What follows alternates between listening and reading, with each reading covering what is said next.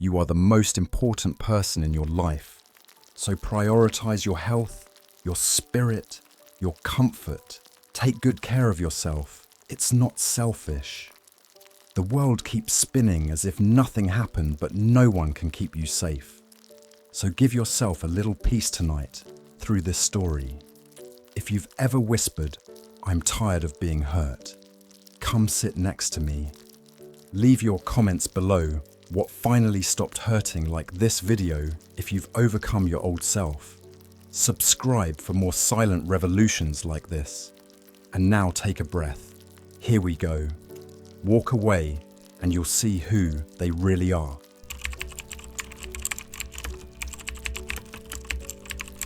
You don't always see someone's true face when they're in front of you. Sometimes it's when you leave, when you stop showing up, when you stop replying, when you say nothing at all. That's when the silence begins to speak. Let's begin here, not with strength, but with the ache. That gnawing feeling in your chest when you finally pull back from someone who's been draining your energy for too long. You hope quietly that maybe they'll ask where you went. Maybe they'll notice your absence. Maybe, just maybe, they'll show you that you mattered. But the phone stays quiet, your name doesn't come up, and the silence becomes its own kind of truth. There's grief in that. Not just the loss of connection, but the death of the illusion that they ever cared as much as you did. And it's okay to admit it hurts. If you're here, you're probably carrying the weight of that silence.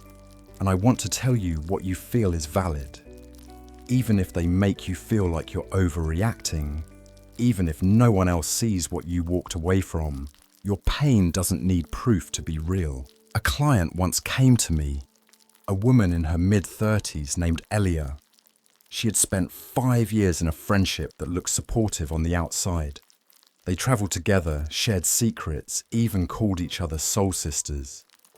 But behind the laughter, Elia always gave more. She was the one who remembered birthdays, the one who showed up in emergencies, the one who forgave without asking for apologies, until one day she didn't.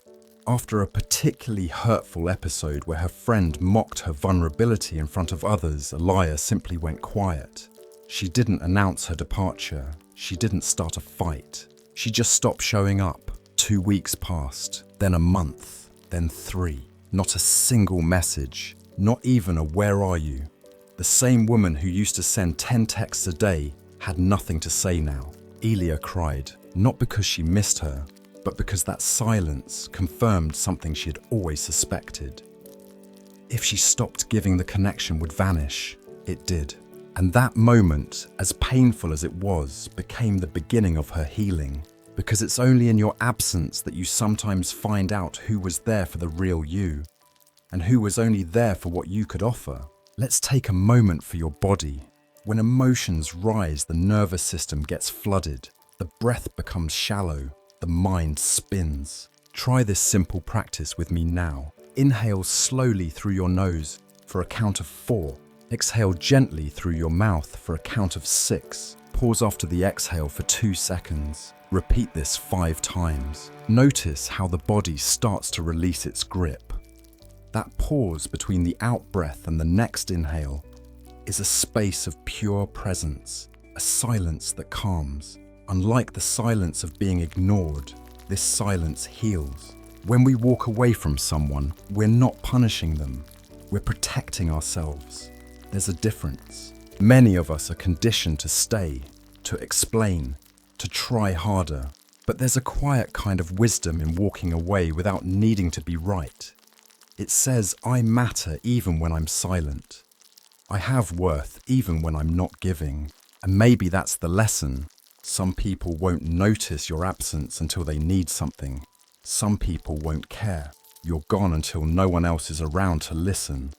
But that's not your burden anymore. Let them reveal themselves in your silence. If your absence doesn't bother them, your presence never mattered. What do you think? Is that fair? Or is it just pain talking? Some will say it's immature to expect others to chase us. Others will say it's about effort, about energy being mutual. Perhaps the deeper question is Should we stay in relationships that require our suffering to stay alive? Here's one gentle shift to try this week.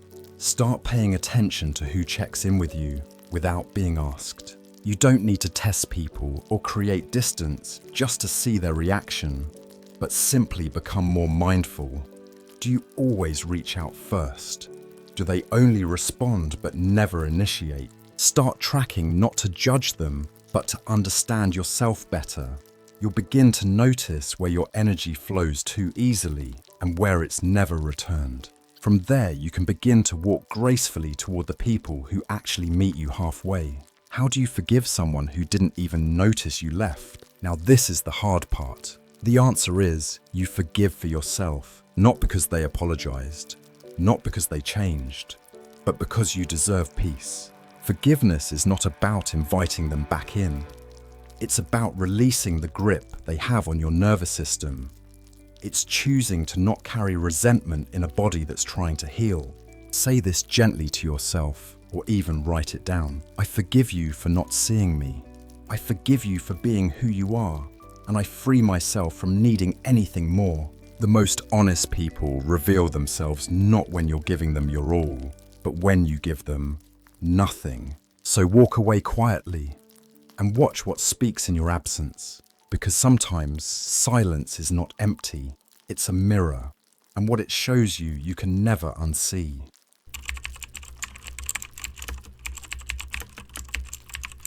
Not every goodbye needs a sound, but sometimes it's the silence after that hurts the most. There's a kind of silence that doesn't feel like peace. It feels like absence with sharp edges, the kind that settles in your chest, the moment you walk away expecting something, anything to follow. But nothing does. You thought leaving would feel empowering. You thought silence would be a breath of fresh air. But instead you're met with an echo, not of footsteps coming after you, not of someone saying, "Wait, let's talk," but of nothingness quiet and clear. And that silence says more than words ever could. You didn't want drama, you didn't want attention, you just wanted to matter. And when you leave and no one notices, no one calls, no one wonders, that's when the real heartbreak begins. David came to see me a few months after the end of a long-term relationship. He was articulate, thoughtful, and deeply wounded, but not in the way most people are. It wasn't a breakup with yelling or betrayal, he said. It was more like slow suffocation. He had been with his partner for 7 years. Over time, conversations became surface level, messages got shorter, affection turned into routine. Eventually, he realized he was the only one reaching out, initiating plans, holding everything together. So one day, without making a scene, he simply stopped. He stopped texting good morning. He stopped checking in. He stopped showing up. And nothing happened. No message, no phone call, no knock on the door, no "where are you" or "is everything okay?" She didn't fight for me, David said, voice shaking. She didn't even notice I left. And in that silence, the truth became undeniable. He'd already been alone for a long time. He just hadn't admitted it to himself. When you're faced with emotional silence, your body can respond as if it's in danger, even if there's no immediate threat. Try this grounding exercise. Find a quiet space to sit or lie down. Place your right hand over your heart and your left hand over your stomach. Breathe in slowly through your nose for a count of 4.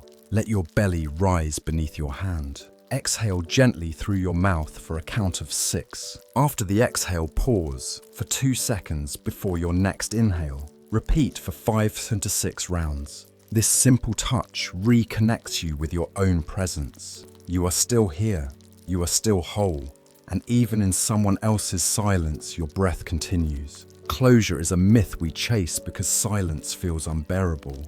But what if that silence isn't a lack of response? What if it is the response? There's a common belief that when people don't react, they're being mature. But maturity isn't silence, it's presence. It's caring enough to ask, to acknowledge, to say, "Hey, I noticed you're gone," When that doesn't happen, it doesn't mean you weren't worth it. It means they didn't know how to hold something real, and maybe they never did. So the silence after your goodbye becomes a mirror, not reflecting your failure, but revealing their absence long before you physically left. Silence after goodbye isn't always indifference. Sometimes it's relief. Let that sit for a moment. Would someone truly invested in you stay silent? Or were they quietly hoping you'd go first so they wouldn't have to? Some people fear confrontation so deeply, they abandon you emotionally long before they leave physically. Then when you walk away, they feel relieved because it spares them the discomfort of being honest. Is that cruelty or just emotional immaturity? The answer may depend on your own heart, and it may shift with time.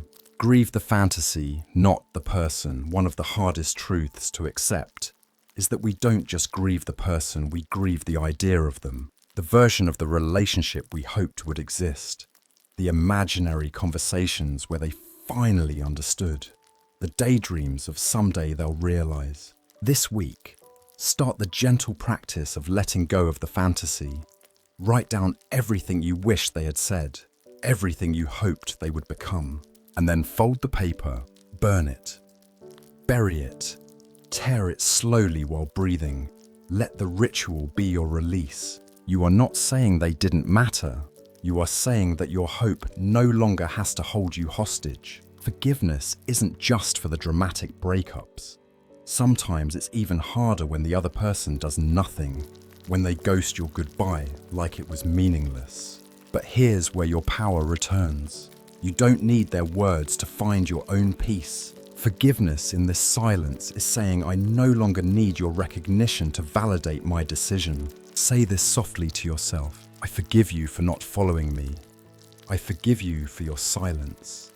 I forgive myself for staying so long, and I am ready to return to myself. There's spaces, and when you say goodbye, you expect a ripple, some kind of reaction.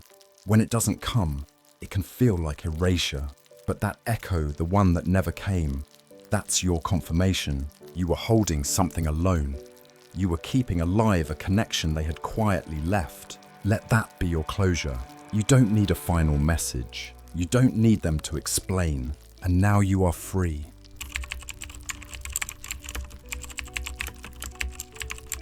They didn't miss you when you cried. They miss you when you smile without them. There's something bittersweet about healing, especially when the person who once ignored you suddenly wants your attention. You spent months or maybe years hoping they'd see your worth. You begged with silence, pleaded with presence. You gave chances, and when you finally walked away, there was nothing, no concern, no care. Now that you're smiling, now that you've stopped explaining, now that you've grown beyond their reach, suddenly they remember your birthday. Suddenly they ask how you are. Suddenly they miss you.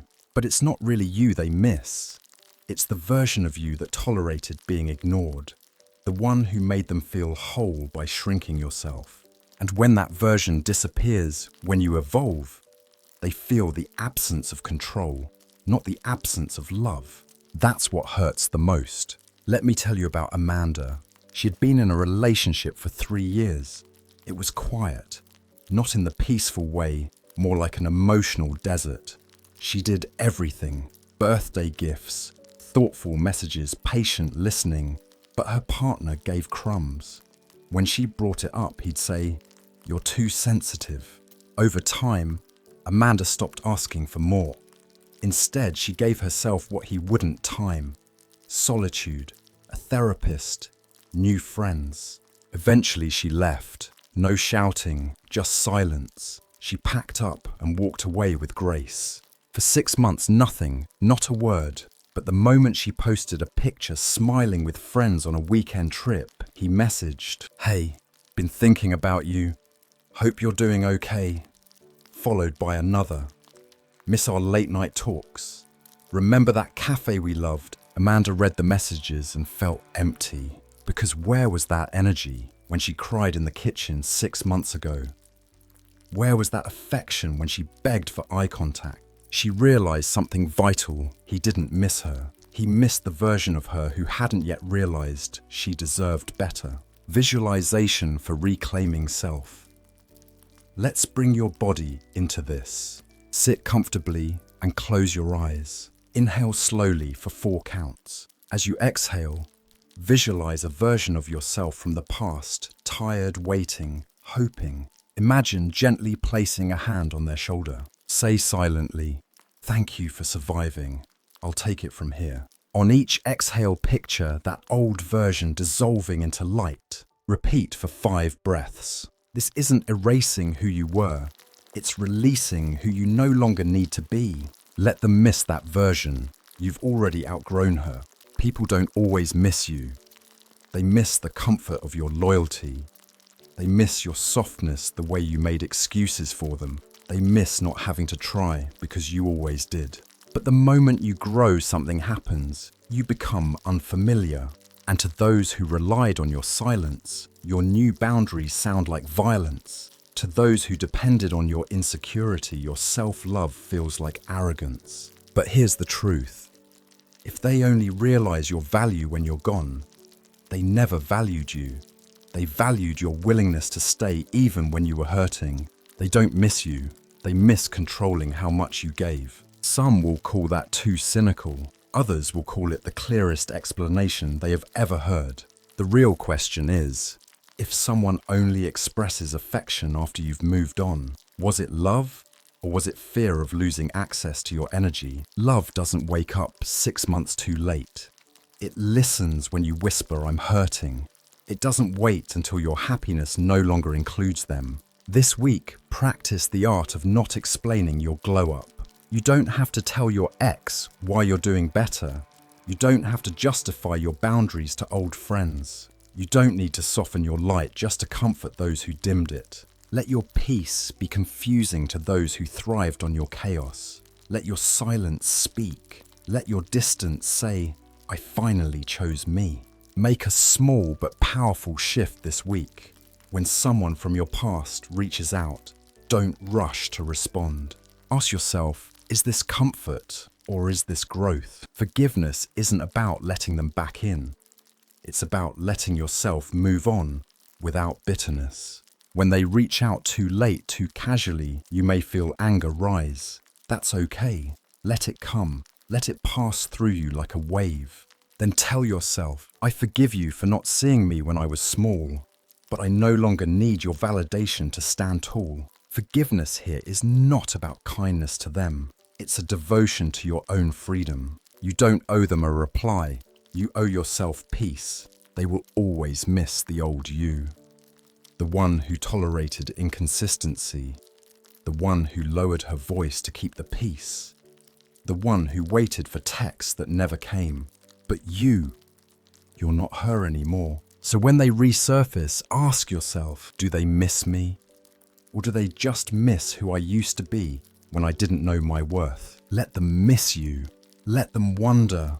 Let them sit in the silence you once begged to break. And while they do, keep blooming, keep laughing, keep walking forward, because healing doesn't beg to be noticed. It simply becomes undeniable.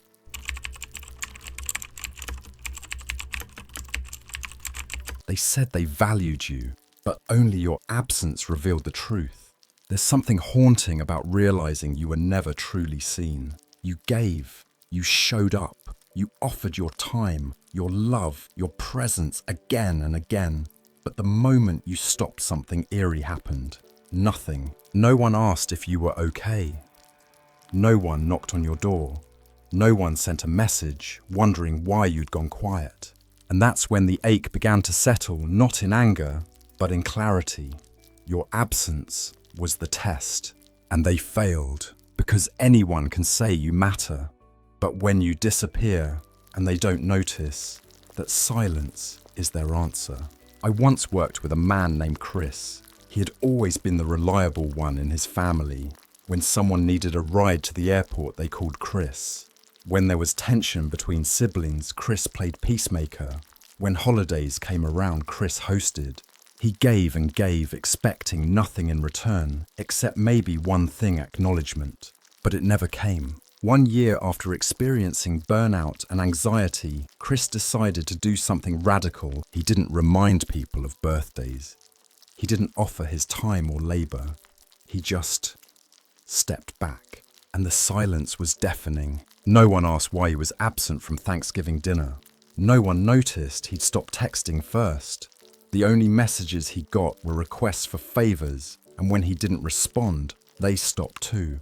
I realized he told me that I was the thread holding the whole thing together, and when I stepped away, no one even noticed the unraveling.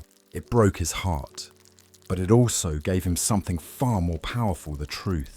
Sometimes we internalize neglect as a reflection of our worth, but you are not invisible because of who you are.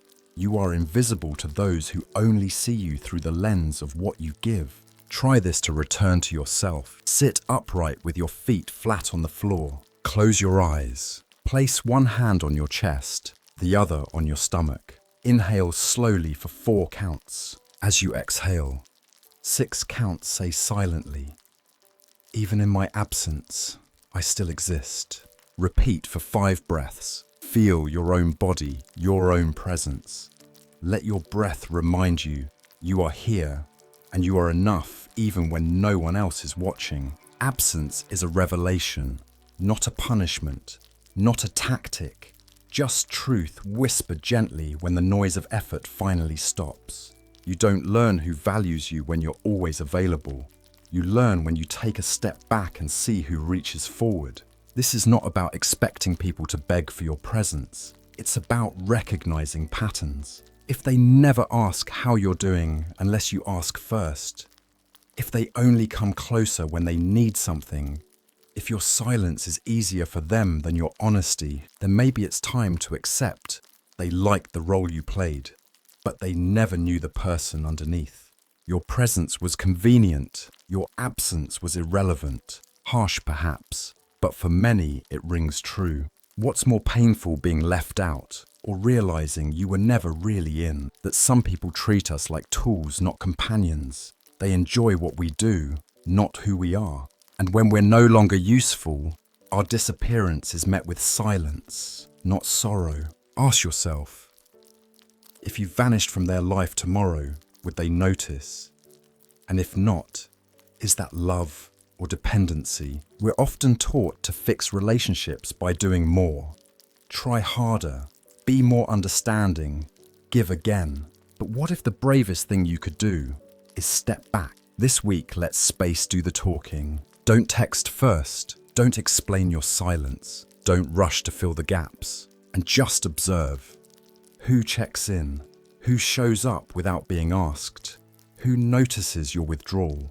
Not with guilt, but with care. This isn't passive aggressiveness, it's mindfulness. Sometimes the only way to hear the truth is to get quiet enough to let it echo. Forgiveness isn't just for those who hurt you intentionally. It's also for those who neglected you through indifference. When you walk away and no one notices, it's easy to carry resentment, to feel like you wasted your love, your time, your soul. But you didn't. Every ounce of love you gave was real, even if they didn't hold it gently. And now forgiveness isn't about letting them back in. It's about letting go of the question, why wasn't I enough? Say this gently with breath. I forgive you for not noticing.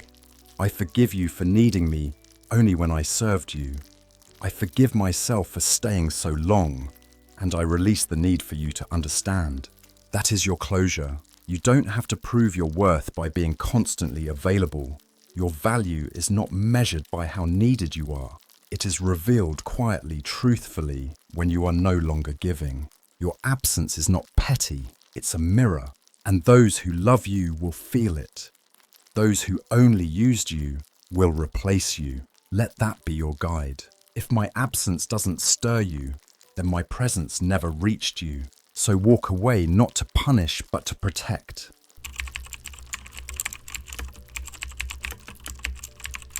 You weren't being dramatic, you were saving yourself. There's a deep shame many people carry when they walk away from someone.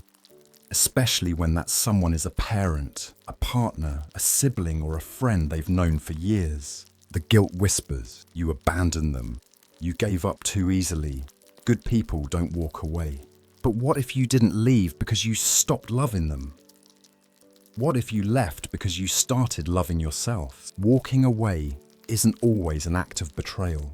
Sometimes it's the only way to survive. Not every wound is visible. Sometimes the slow, silent erosion of your spirit is the deepest harm of all. And survival in those moments doesn't look like fighting. It looks like choosing peace over proving yourself, stillness over screaming, freedom over familiarity.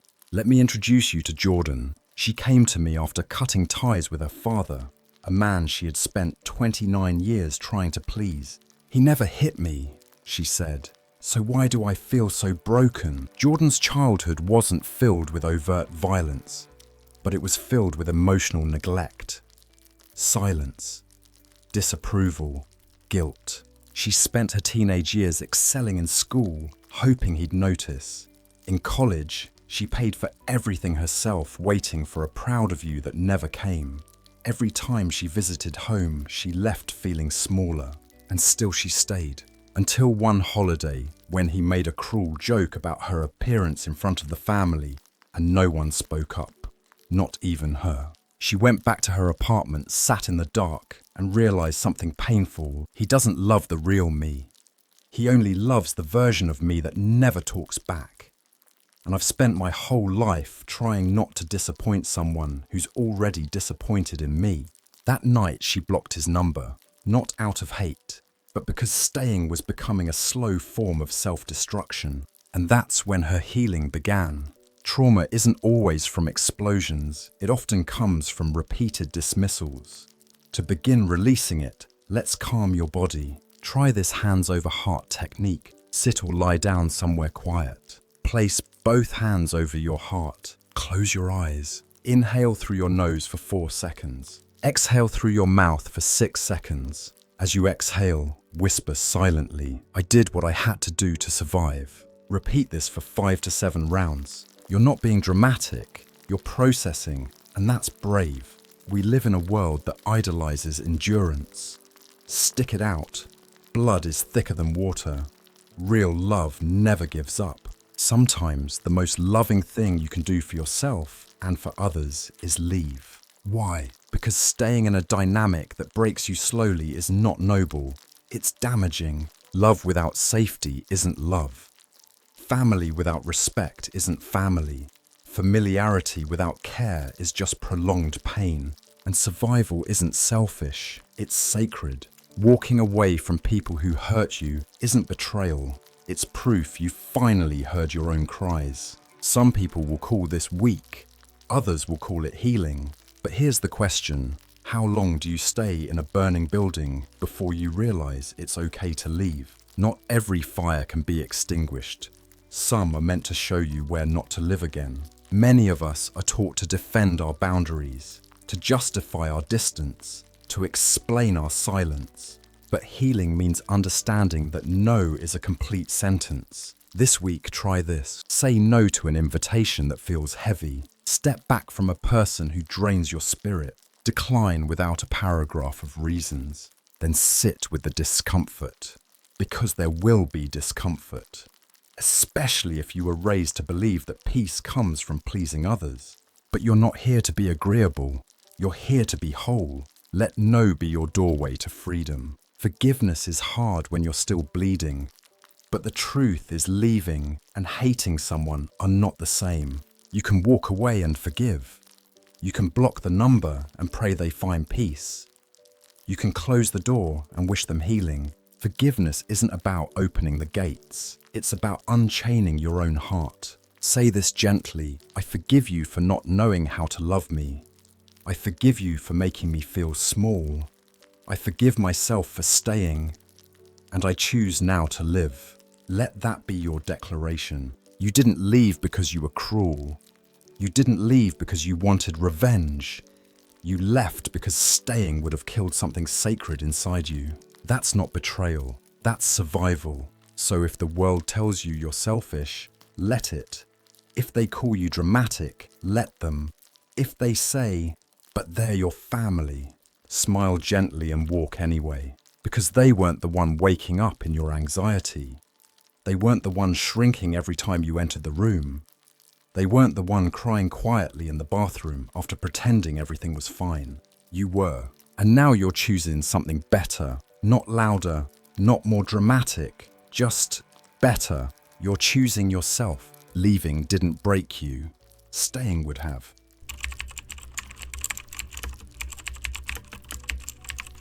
They weren't intimidated by your pain. They were comforted by it. Because when you were small, they felt big. There's a strange kind of betrayal that doesn't always look like betrayal. It's quiet, subtle, wrapped in compliments, masked in concern. It's the person who only checks in when you're struggling. The friend who's supportive until you start healing. The partner who thrives when you're insecure, but withdraws when you stand tall. And it leaves you wondering, why do they seem closer when I'm hurting, but distant when I'm growing? You're not imagining it. Some people only feel secure when you feel broken, because your pain makes them feel needed. Your self-doubt gives them purpose, and your chaos distracts them from their own emptiness. When you rise, they lose their role, and when you shine, they shrink. That's not love. That's imbalance disguised as care. One of my former clients, Melissa, once told me, every time I get better, he pulls away. She was speaking about her boyfriend of 4 years. When they first met, she was recovering from a tough breakup, low in self-esteem, questioning her worth. He was kind, attentive, and constantly told her, "You deserve better than the last guy." But as Melissa started therapy, began setting boundaries and rediscovered her voice, things changed. He became distant, dismissive, mocking her self-growth books, rolling his eyes when she mentioned journaling. "He liked me best when I was broken," she said. And the more whole she became, the more uncomfortable he got. Why? Because her strength exposed his stagnancy. Her healing revealed that he hadn't grown at all. Eventually she left, not because she stopped loving him, but because she realized he loved her more when she needed rescuing than when she rescued herself. When you sense yourself shrinking around others just to make them comfortable, pause. Try this 3-minute breath technique to recenter yourself. Sit or stand tall. Place one hand over your chest, the other over your lower belly. Inhale through your nose for 4 counts. Feel your belly rise. Exhale through your mouth for 6 counts. Let your shoulders drop. Whisper silently, "I do not need to be small for anyone." Not all relationships are built on love. Some are built on power dynamics that feel like love. You may have grown up believing that being needed was the same as being loved, but they are not the same. Being needed means you make my life easier. Being loved means I see your whole self and I honor it even when you change. Some people attach themselves to your wounds because they fear your healing. Your self-doubt kept them safe. Your confusion made them feel wise. Your dependence gave them identity. But when you begin to change, grow, shine, challenge, reflect, they panic. And that's not your failure. That's their limit. They didn't love you. They loved your weakness. This quote stings, but it opens a necessary conversation. Is it love if they disappear the moment you no longer rely on them? Ask yourself, would they still stand beside you if you no longer needed them to? Some people mistake your pain for intimacy, and when that pain fades, so does their interest. This week, practice taking up more space emotionally, mentally, spiritually. Here are small but powerful ways. Speak about your accomplishments without apologizing. Share your dreams, even if they intimidate others. Refuse to dull your light to make someone else feel better. You are not here to manage someone else's insecurity. You are not responsible for shrinking so they don't feel small. Let this be the week you stop editing your joy. It's hard to forgive someone who only cheered for your struggle, who clapped when you were lost, but stayed silent when you found yourself. But forgiveness doesn't mean excusing their behavior. It means releasing the shame of ever thinking their approval defined you. Say this softly: I forgive myself for mistaking attention for love, and I now return to my power. That's the beginning of freedom, of finally allowing yourself to be fully alive without asking for permission. Some people only love the version of you that cries, the version that doubts, that pleads, that needs. But healing changes your shape, and those who truly love you won't be afraid of that. You don't have to stay small to be loved. You don't have to bleed to be held. You don't have to break to be seen. So if they fade when you rise, let them. Let them miss the old version of you they knew how to manage. You're not responsible for staying broken just so they feel whole. You were never too much. You were just no longer willing to be less.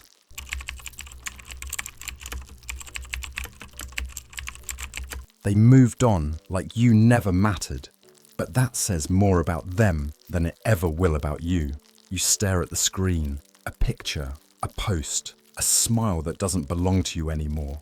They've moved on. So quickly it almost feels rehearsed, as if your goodbye was nothing more than a gap they needed to fill, as if your presence had been replaceable all along, and inside your chest twists. Did I mean anything to them? Was I just a placeholder? How could they love someone else so easily? It feels like your memories were thrown away, like the laughter, the late night talks, the silent support, all of it meant nothing. But I want you to hear this clearly. The speed of their replacement does not measure the depth of your worth. It reflects the shallowness of their attachment, not the value of your heart. Let me tell you about Daniel. He had been in a relationship for 2 years, emotionally invested, deeply loyal and hopeful. They talked about the future, shared apartments, vacations, maybe even a dog. When his partner became distant, he thought it was stress, so he gave space, listened more, tried harder, until the night she ended it casually, like cancelling a coffee date. I just think we've outgrown each other, she said. Daniel was heartbroken but respectful. He didn't beg. He didn't lash out. He simply stepped back with quiet pain and dignity. 2 weeks later, she posted a selfie. New man, new smile, new captions, finally found real love. Daniel stared at the photo for an hour. He said to me, I felt like I never existed. But with time and reflection, he realized something powerful. If someone can replace me that fast, they were already gone long before they left. One of the most painful parts of being replaced is not just the loss of the person, it's the loss of the future you imagined with them. Try this simple visualization. Sit quietly, close your eyes. Picture a film screen in front of you. On the screen, let yourself view the scenes you once imagined: trips, conversations growing old together. One by one, gently press an invisible pause button on each scene. As you breathe out, picture the scene dissolving into light. Repeat this for 5 breaths. You are not erasing the dream. You are releasing its hold on your present. People don't replace you because you were forgettable. They replace you because they never truly knew how to sit with themselves. Jumping into something new is often a distraction, not a sign of healing. True intimacy takes time. It takes reflection. It takes stillness. But some people treat love like a revolving door, not because of who you are, but because of what they're running from inside themselves. So when they move on fast, remember, you weren't too hard to love. They were too impatient to understand. When they replace you overnight, it's not love they found. It's a new place to hide. Is this true? Or just what we tell ourselves to feel better? Here's a real question. If they didn't process your absence, if they didn't sit with their role in the ending, if they couldn't handle a moment alone, can what they have now truly be love? Or is it just silence avoidance? You decide. This week, do something radical for your healing. Mute, unfollow, or block if necessary. Not out of spite, but out of peace. You don't need daily reminders of their new life. You don't need to monitor their stories, their status, or their smiles. Protect your nervous system. Free your focus. Make space for what's real, your growth, your friendships, your own presence. You are not a detective. You are a human healing. It's hard to forgive someone who didn't grieve you, who didn't pause to reflect, who seemed to toss you aside like a worn-out page. But forgiveness again is not for them. It's for the version of you still asking, why wasn't I enough? Say this gently. I forgive you for moving on before I was ready. I forgive you for replacing me like I was disposable. And I forgive myself for holding on to someone who already let go. Let that be your release. You were never disposable. You were devoted.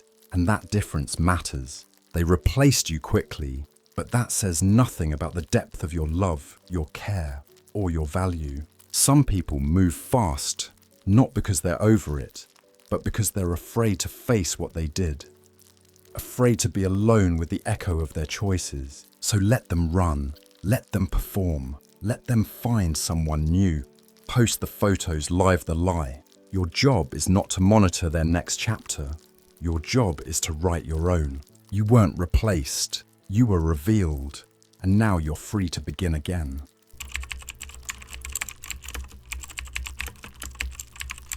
They understood you just fine.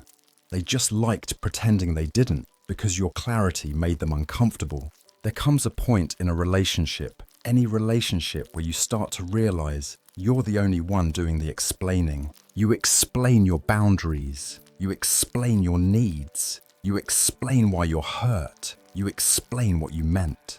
And again. And it starts to feel less like communication and more like begging to be understood.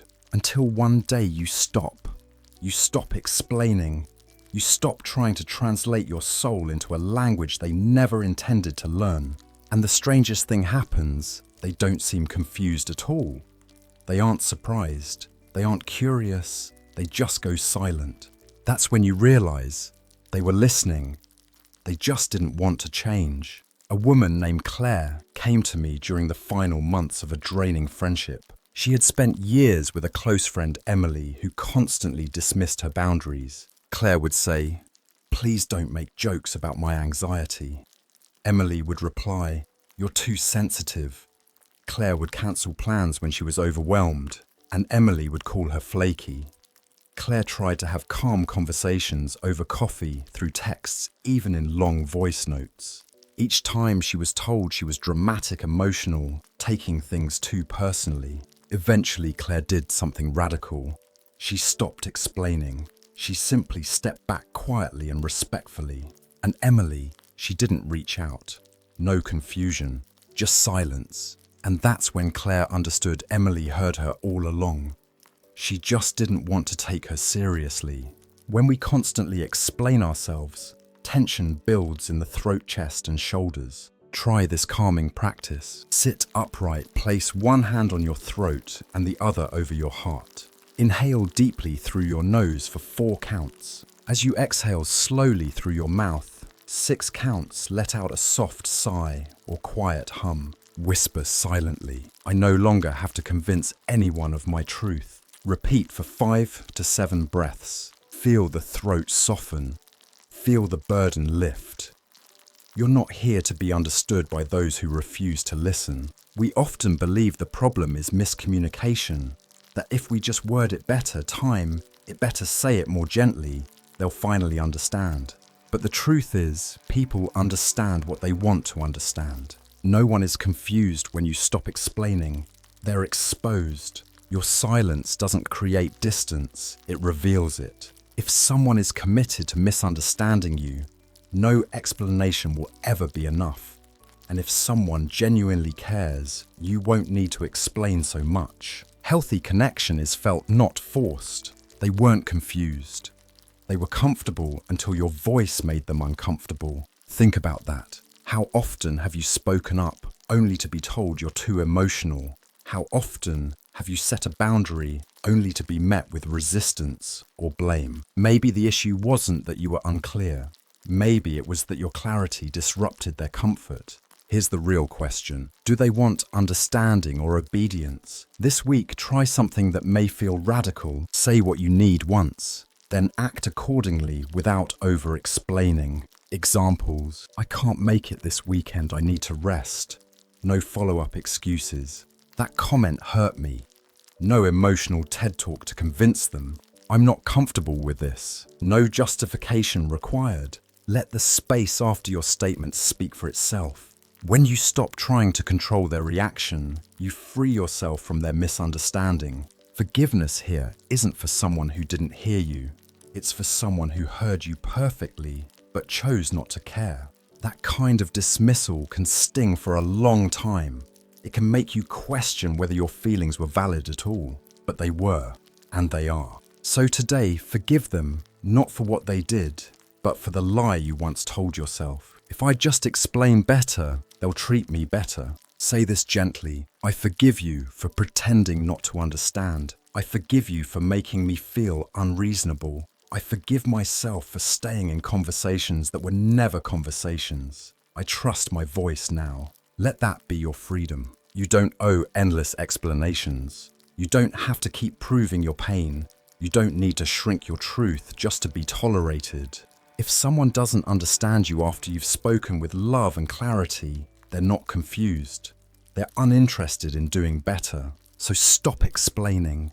Stop rehearsing. Stop hoping your truth will sound more palatable next time. Your voice is not a debate. It's a declaration. I said what I meant, and now I act like I believe it. Let silence be your final sentence. Let your absence speak what your words no longer need to carry.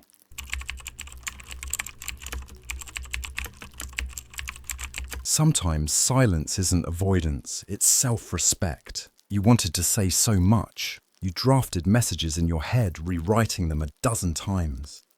You imagined the conversation, how they might finally understand if you just said it right. You waited for the moment to speak your truth, but eventually you said nothing. Not because you were scared, not because you gave up, but because you finally realized they weren't listening. And so now you did the most powerful thing you could do.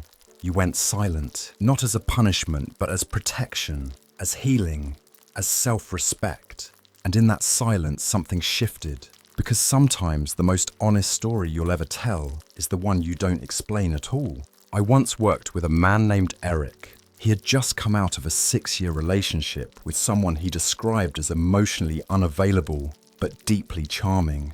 Eric spent most of those years trying to be heard. He tried vulnerability. He tried logic. He tried long, heartfelt conversations that ended in empty apologies and short-term changes. After the breakup, he wrote a long letter, carefully crafted, compassionate, honest. But he never sent it. I realized I didn't want to teach her how to love me anymore, he said. I wanted to finally love myself in peace. So he let the silence speak. Months later, she reached out. You just disappeared. You didn't even explain. He didn't reply. Not out of bitterness, but because she already knew. His silence wasn't cruel. It was the final page of a chapter that never needed to be rewritten. Silence can be uncomfortable, especially when you're used to over-explaining. Try this practice to make peace with quiet. Sit in stillness for 2 minutes. Set a timer. No distractions. Just sit. As thoughts rise. Should I say something? Do they think I'm rude? Acknowledge them and let them pass.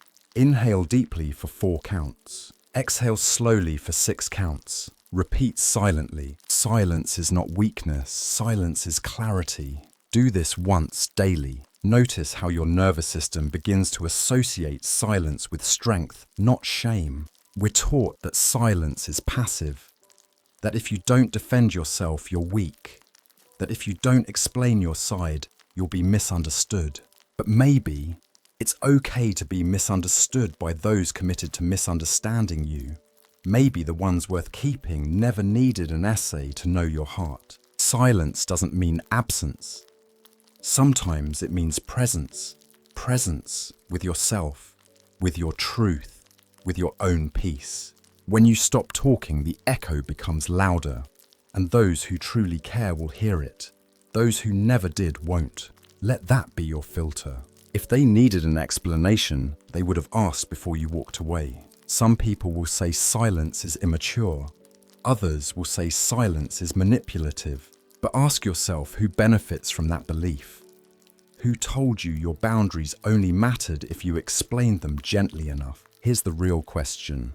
Do they want clarity or control? Because silence is only threatening to people who needed your confusion to maintain the upper hand. This week, try practicing intentional silence, not to withhold, but to protect your peace. When someone pokes at your boundaries, don't explain, just hold them. When someone demands your emotional labor, pause. You don't have to educate. When you feel the urge to send a long message, ask, what am I hoping this will change? Speak when it adds peace, not noise. Let your silence become your new love language to yourself. Forgiveness in silence is hard, because there's no resolution, no final apology, no I get it now. You're left with your own thoughts, your own questions, but you're also left with something powerful, your own stillness. Forgiveness doesn't need dialogue, it needs space. Say this gently, I forgive you for not asking. I forgive you for needing me to say more than I could. I forgive myself for believing I had to explain my pain to be valid. Forgiveness doesn't mean silence didn't hurt.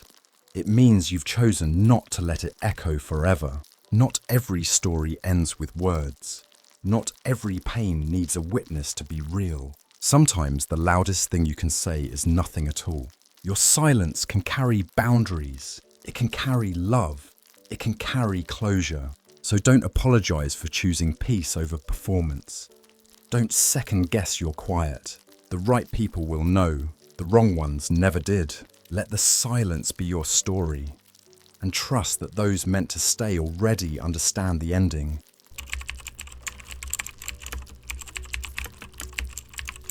You didn't hurt them, you just reflected them. There are moments when someone's anger toward you feels disproportionate.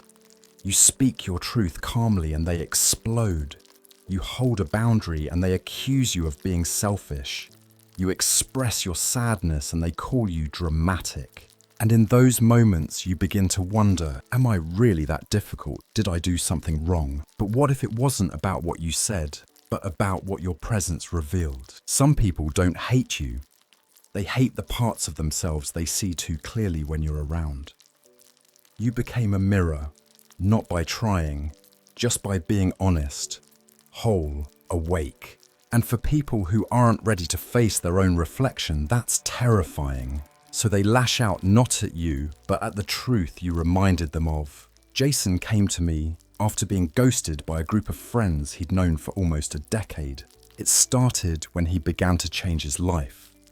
He got sober. He started therapy. He began talking openly about childhood trauma and emotional intelligence. At first, they joked about it, calling him too deep or too sensitive. But when he stopped laughing with them at the expense of others, the silence began. They stopped inviting him to hangouts, stopped replying to messages. And one night, when he saw them all tagged at a bar without him, he felt it. He had outgrown their comfort zone.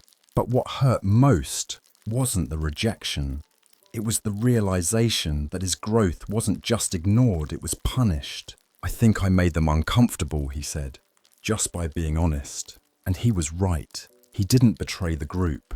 He simply stopped playing the role that kept their denial alive. When you feel blamed or misunderstood for just being yourself, your nervous system can go into defense mode. Try this breath to return to self-trust. Sit comfortably and close your eyes. Inhale slowly through your nose, 4 counts. As you exhale through your mouth, 6 counts. Whisper silently, I am not their reaction.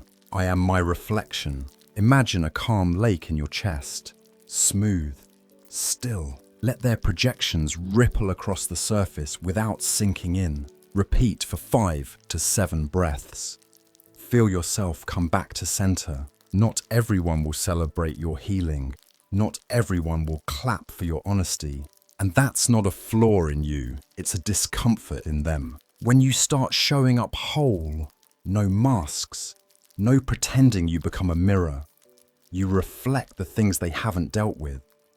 You show them the truth they've avoided. And for some people, that's unbearable. Because your self-awareness reminds them of their emotional laziness. Your boundaries remind them of where they've been boundaryless. Your growth reminds them of the places where they're stuck. You didn't shame them. They saw themselves and looked away. You weren't hard to love. You were hard to manipulate after you healed.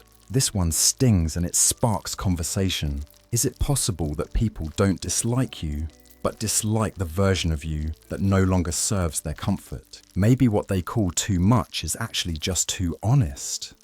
Maybe what they call cold is just clear. Maybe what they resent is your refusal to keep shrinking. Here's the question: would they still love you if you returned to who you were when they felt more powerful? Let go of pleasing their comfort. This week, try this challenge. Stop editing your presence for someone else's emotional convenience. Speak the truth, even if it makes others uncomfortable. Decline conversations where your values are mocked. Trust that you don't have to cushion reality to be kind. You can be gentle and still be direct. You can be loving and still be clear. You can be whole without being smaller for anyone else's safety. Your job is not to manage their projections. Your job is to live your truth. Forgiveness in this context isn't about erasing what happened.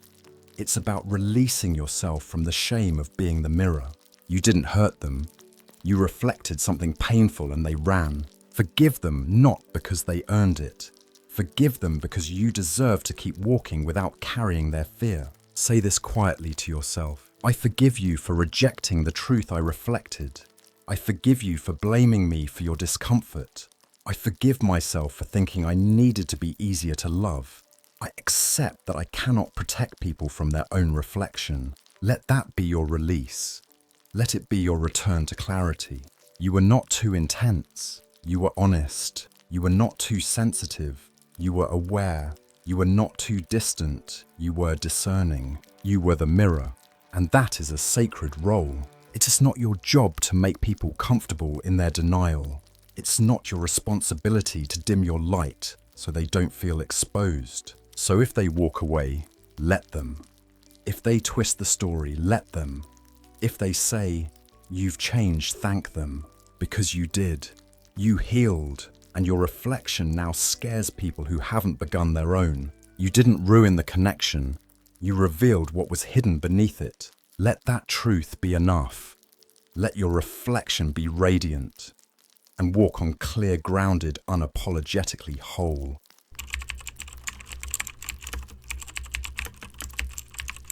You weren't overreacting, you were recovering. Healing is often mistaken for drama because it's quiet, unpredictable, uncomfortable to witness, especially for those who benefited from your brokenness. You start spending time alone. You stop responding to toxic messages. You begin setting boundaries and honoring your inner peace. And suddenly, you're cold, you're distant, you've changed. They say it like it's an insult, but what they really mean is, you no longer tolerate what you used to, and that makes me nervous. The truth is, healing doesn't scream, it doesn't post announcements, it doesn't explain itself. Healing happens in small, powerful choices, like choosing silence over conflict, choosing peace over apology, choosing yourself even when no one claps for it. That's not drama. That's devotion. Let me tell you about Rachel. For years, she was the fixer in every relationship.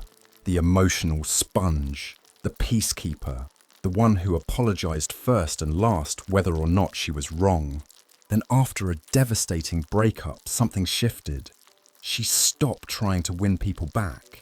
She stopped over-explaining her decisions. She started going to therapy, taking walks alone, journaling, sleeping without her phone next to her bed. Her ex texted her a month later. "You didn't even fight for us. You just disappeared." But Rachel didn't disappear. She simply stopped performing. "I thought healing would feel louder," she told me. "But it's actually the quietest I've ever been and the most free." And that's the truth. When you stop participating in the chaos, those addicted to it call you the dramatic one. Let's honor your quiet today. Try this practice at night. Play calming instrumental music. Something soft without lyrics. Sit or lie down in a dimly lit room. Breathe in slowly through your nose for 4 counts. Exhale softly through your mouth for 6 counts. With each breath, repeat in your mind, I am healing even in stillness. Let your body rest in the rhythm of silence. Healing is not always an upward climb. Sometimes it's just learning to rest without guilt. You don't have to prove your recovery. You don't have to narrate it for others to accept it. You don't owe the world a visible transformation. Growth doesn't always look like glowing skin gym selfies and perfect routines. Sometimes it looks like answering messages slower, saying no without guilt, being misunderstood without rushing to clarify, sleeping early instead of spiraling in your thoughts. Healing is subtle, internal, sacred, and those who truly know you will feel it even if they never see it. Let your disconnection from chaos be your quiet revolution. The ones who called you dramatic were the ones most comfortable with your pain. Let that land for a moment. Were you really too sensitive? Or were they too used to your silence? Was your healing hard to understand? Or just hard to control? Here's the question. When you stop reacting and start restoring, why does it threaten them? Maybe it's not your healing that's dramatic. Maybe it's their disconnection from their own. This week, choose one day to disconnect intentionally. No social media, no responding to people out of obligation, no checking the reactions of others. Instead, replace that time with reading something meaningful, taking a walk without your phone, cooking slowly, mindfully, writing to your future self. The point is not to isolate, it's to come home to yourself. To remember that your healing doesn't require a witness, only your willingness. It can be hard to forgive the people who called your healing selfish, or passive-aggressive, or cold. But here's the deeper truth. You don't need them to understand your process to make it valid. You don't need them to clap for your peace to keep pursuing it. So forgive them not because they were right, but because you no longer want to carry their misunderstanding in your body. Say this gently. I forgive you for labeling my silence as hostility.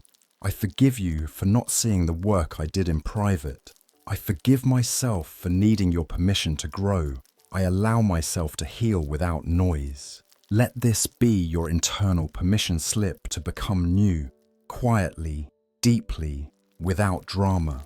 Healing is not a performance. It's not an Instagram highlight reel. It's not something you need to justify to anyone who wasn't there when you were breaking. You don't owe anyone a loud recovery. You don't need to fight, plead, or post your way into being taken seriously. Sometimes the most powerful thing you can do is disappear gently from what no longer serves you, without explanation, without regret, without noise. Healing isn't loud, but disconnection from who you were that echoes forever. Let them misunderstand your quiet. Let them mislabel your peace. Your soul knows the truth, and that's enough.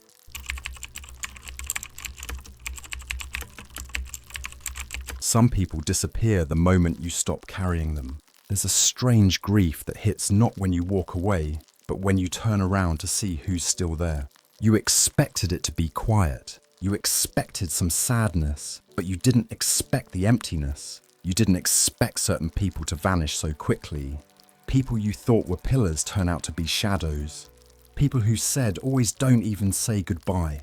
And that silence is loud, not cruel, but revealing. Because when you stop holding the door open, when you stop making all the effort, when you finally say, I need to put myself first now, that's when you find out who was standing with you and who was just leaning on you. Let me tell you about Anna. After years of giving emotionally, financially, mentally, she decided to step back. Not out of resentment, but out of necessity. I just couldn't carry everyone anymore, she said. She had friends who never called unless they needed advice. Family members who only showed up with requests. A partner who withdrew the moment she asked for support. So she walked away. Slowly, quietly. She didn't post about it. Didn't create drama. She just stopped overextending. And in that stillness, the truth arrived. The phone didn't ring. No one asked where she'd gone. The people who had leaned on her so heavily disappeared the moment she stopped bending. It was painful, Anna told me, but also clarifying. I thought I was surrounded. Turns out I was just surrounded by needs disguised as love. Sometimes the fear of being alone can grip the body as tight as grief. Try this gentle grounding technique. Sit in a quiet space. Wrap your arms gently around your torso like a soft hug. Close your eyes. Inhale deeply through your nose for 4 counts. Exhale slowly through your mouth for 6 counts. Whisper to yourself, even when no one stands with me, I stand with me. Repeat for 5 to 7 breaths. Feel your own presence, your own strength, the steadiness within you that doesn't disappear. We often fear walking away because we're afraid of what or who we might lose. But walking away doesn't make people leave. It just reveals who was never truly with you. Some relationships are built on what you provide, not who you are. Your usefulness, not your soul. Your availability, not your truth. And when you stop giving them a version of you that depletes your spirit, they call it abandonment, when really it's liberation. You are not responsible for being someone else's emotional oxygen, not anymore. If they disappear when you stop giving, they were never standing with you, they were standing on you. This quote may sound harsh, but ask yourself honestly, have you ever felt like a foundation for others while no one was a foundation for you? There's a difference between mutual support and one-sided survival. It's okay to need people. It's okay to lean sometimes. But if they only stay when you're bending, that's not partnership, that's weight. And you deserve better. Build your circle by stillness, not performance. This week, observe your connections. Without initiating, without performing, without fixing. Just exist. Be still. Watch who checks in. Watch who asks, how are you really? Watch who notices you're quiet. This is not a test. It's a gentle filter. Let stillness reveal what effort once obscured. Because the people meant for you will not require exhaustion to stay connected. Forgiveness in this final chapter is layered. It's forgiving the people who left when you stopped serving them. But it's also forgiving yourself for staying so long in roles that were never yours to begin with. Say this gently. I forgive you for vanishing when I could no longer carry you. I forgive myself for confusing usefulness with love. I forgive myself for being afraid of standing alone. And I thank myself for finally standing anyway. Let that forgiveness clear the path for the next version of your life. One built on presence, not performance. In the end, healing is not just about letting go. It's about seeing who remains when you do. Not everyone is meant to walk the full journey with you. Some were chapters, some were lessons, some were mirrors, and some were just background noise you mistook for music. Let your walking away be your revelation, not of what you've lost, but of what was never real to begin with. You are not hard to love. You are hard to use. There's a difference. Those who stay when you stop explaining, giving, fixing, or shrinking, those are your people, and you'll find them when you no longer fear being alone. So, walk. Not with anger, not with sadness, but with the calm clarity of someone who finally knows who's still standing. When you stop carrying the weight of everyone else, walk away and you'll see who they really are. Not everyone who says they love you will stand with you when you stop bending. Some only loved what you did for them, not who you are. There are moments in life when walking away feels like a collapse, a breath held too long, a silence too deep, a loneliness too wide. But what if the collapse was not the end but the beginning? What if walking away isn't abandonment but arrival to your own truth, your own peace, your own self? This series wasn't about teaching you to walk away in anger. It was about learning to walk toward yourself. Over 12 chapters, we have explored what happens when you stop overgiving, over-explaining, overextending. What happens When you finally say no more. Not like this. Not at the cost of myself. And the world shifts. What we've learned